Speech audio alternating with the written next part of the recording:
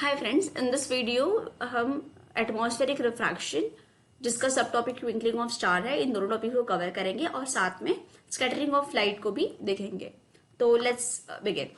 Refraction का मतलब होता है जब भी लाइट रेज एक मीडियम से दूसरे मीडियम में ट्रैवल करती है तो जो बेंडिंग का फिनोमेनन शो करती है उसी को हम रिफ्रैक्शन कहते हैं।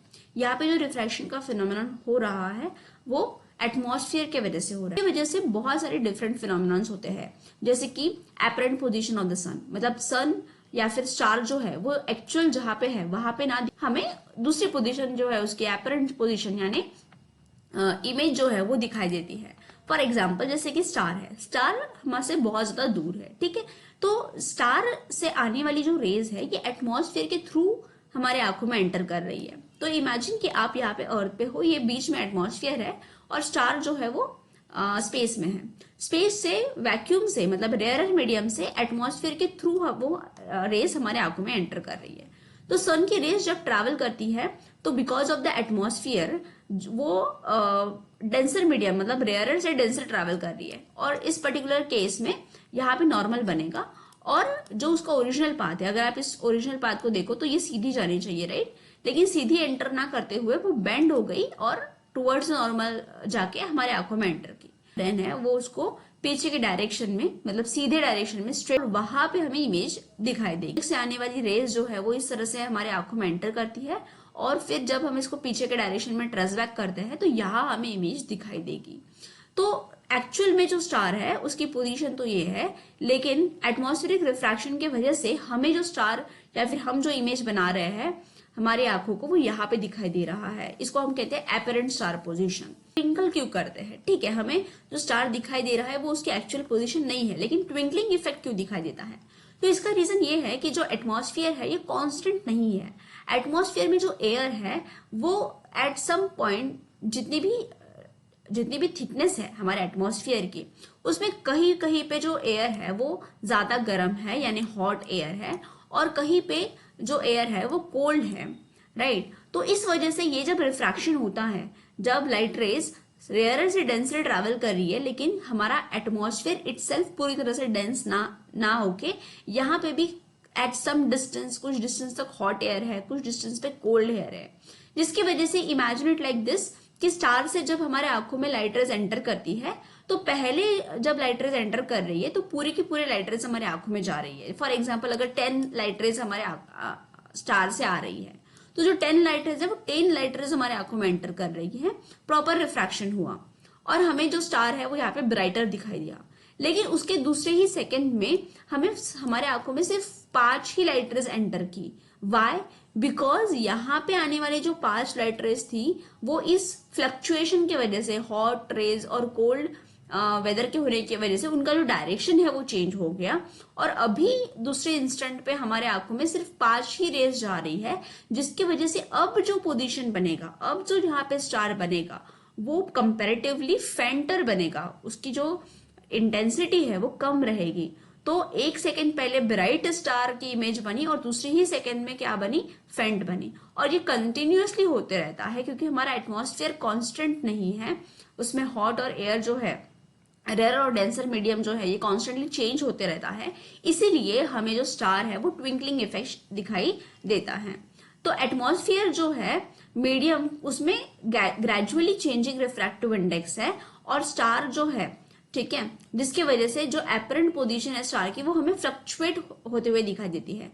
जो अमाउंट ऑफ स्टारलाइट हमारे आंखों में एंटर करते हैं वो फ्लिकर करते हैं, कभी कभी हमें ब्राइटर दिखाई देते हैं तो कभी कभी हमें वो फेंटर दिखाई देते हैं, और इसी को हम कहते हैं ट्विंकलिंग इफेक्ट, राइट। अब जो एडवांस सनराइज और डिलेड सनसेट है ये भी उसी का फिनोमेनॉन है।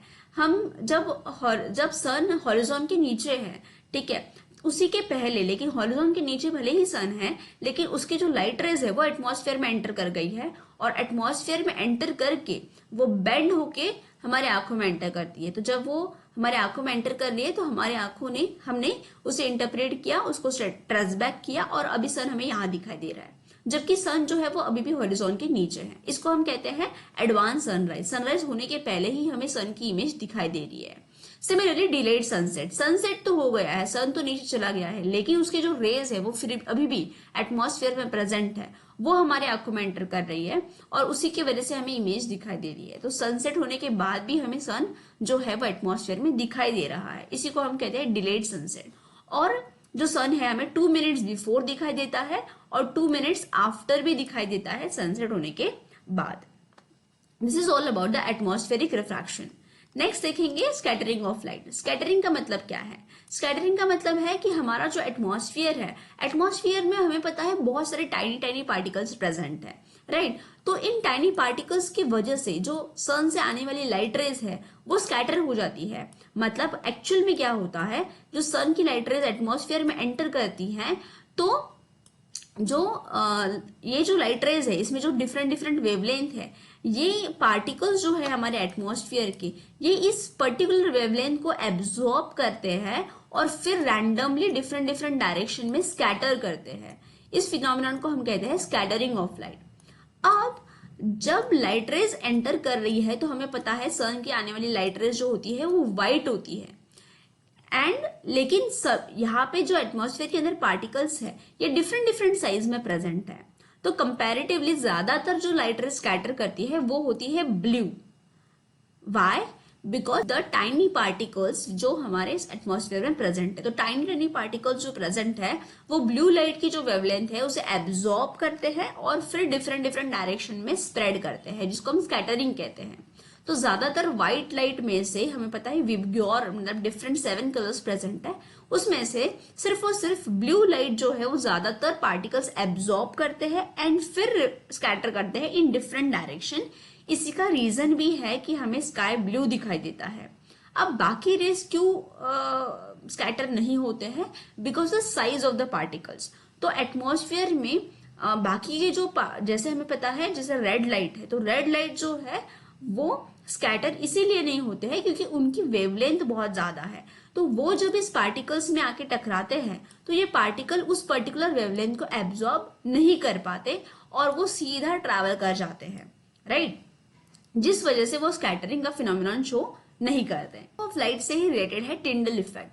टिंडल इफेक्ट का मतलब है कि जब लाइट रेज जब पार्टिकल्स सनलाइट को जब एब्जॉर्ब करते हैं तो जब वो स्कैटरिंग का फिनोमिनन होता है तो वो जो लाइट रेज का जो पाथ है वो विजिबल हो जाता है। तो दैट लाइट रेज और दैट पाथ जहां से पार्टिकल्स ने एब्जॉर्ब करके स्कैटर किया है, तो वो पार्टिकल्स की वजह से स्कैटरिंग के फिनोमिनन की वजह से हमें जो लाइट का पाथ है वो दिखाई देने लगता है और इसी को हम कहते हैं Tyndall effect. Scattering of light makes the particles visible and this is nothing but the Tyndall effect. तो जैसे कि सुबह सनलाइट जब एंटर करती है रूम के अंदर तो एक स्मॉल होल से अगर एंटर कर रही है तो हमें वो बिल्कुल ऐसे पाथ विजिबल लाइट दिखाई देती है, that is because of the Tyndall effect. वैसे अगर डेंस फॉरेस्ट है तो डेंस फॉरेस्ट में से सनरेज हमें दिखाई देती है, that is also because of the Tyndall effect. Okay, I hope this topic is clear to you. इससे रिलेटेड जो भी क्वेश्चंस है that you can attempt in the community section. इसके in the next video we are going to cover lesson number 11 electricity।